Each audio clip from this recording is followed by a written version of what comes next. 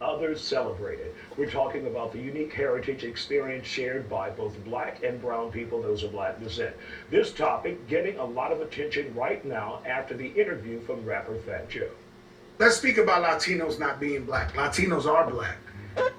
In Cuba at one time, there was 8 million Cubans. 5 million, unfortunately, were slaves. Fat Joe. Here to give some perspective on this is Raul Orlando Edwards, founder of the Afro-Latin Festival of Houston, and Natasha Carrizosa. Yeah, that's good. Carrizosa, who's a mixed Africana poet. Glad to have you here on The Factor. When you hear Fat Joe making statements like that, what's your perspective on that? I agree wholeheartedly. That's everything he said was true. And if you say some of those things, you will be shunned. My entire life, people ask me, "What are you? Is that your real hair? Do you speak Spanish?" Fat Joe did that. And for those who may not be sure just yet, what is your background? Well, my mother is black and my father is Mexican, so that makes me Mexicana. And do you ever feel any discrimination from either Mexicans or from African Americans? Yes, on both sides. Growing up and even still today, I'm not black enough for the black folks, not Mexican enough for the Mexicans, or Latina.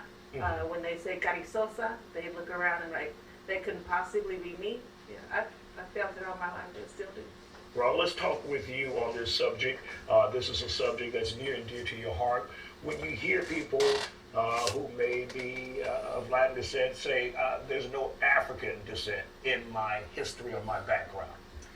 It makes me sad for them, just for the fact that you cannot be Latino without the indigenous, the European, and the African. If you try to be Latino without that, it's just ignorance. So the culture, the dances, from the music, the food, in many cases the religion is so ingrained in the culture that you can't separate it. It's like mixing a sauce. Once it's mixed, it's mixed. Is this a good conversation to have now that Fat Joe has brought it up? I believe so, and I think it's long overdue. And I think especially in giving credit to Latinos, there's an author in Cuba that wrote a book, Alejo Carpentier, and he was talking about how someone in Cuban society was complaining and said how unfortunate that the arts have been left in the hands of this kind of disgraceful race. The issue was that for many slaves, so many Africans when they were here, being a musician or an artist was like the highest job they could attain. So therefore you see how the arts basically were in the hands of black people in Latin America.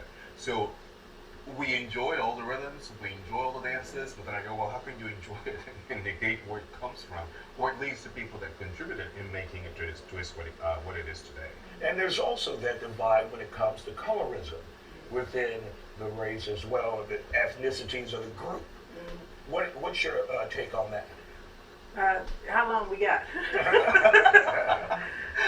So my mom is a dark-skinned black woman, and the experience that I had was,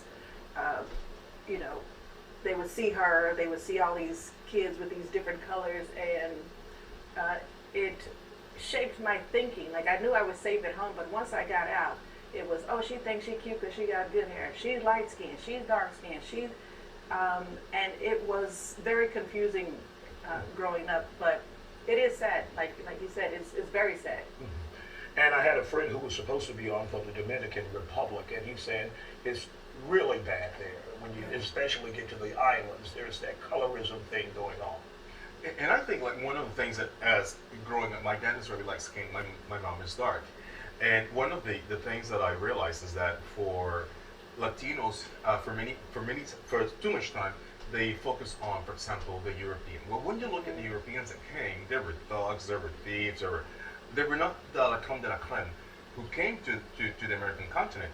But then when you look at the natives, the splendor of the Incas, of the Mayans, and the Aztecs, and all the Africans when they came, these people were very intelligent people, very expanded societies.